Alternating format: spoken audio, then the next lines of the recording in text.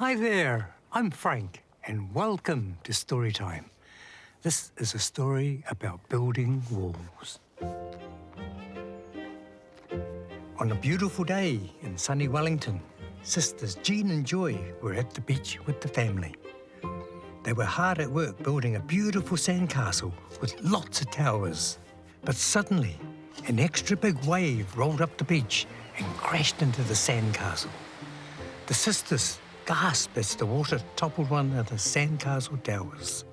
Oh no, all their hard work was ruined.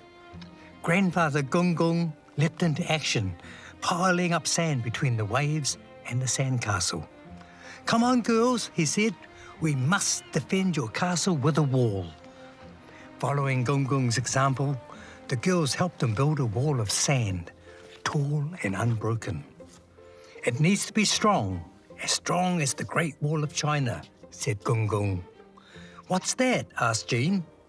"Well, long ago in faraway China, the emperor protected his precious lands from attackers by building a big wall. The wall stopped attackers from getting in. Just like this wall will stop the waves," realised Joy. Just then, another big wave rumbled up the shore. Jean and Joy held their breath as it crashed into the sand wall, but it stayed standing. The water couldn't get past to reach the sandcastle beyond. "It worked," exclaimed Joy. "We'll call it the Great Wall of Gung," laughed Jean. They spent the day defending their sandcastle by building the wall taller and thicker.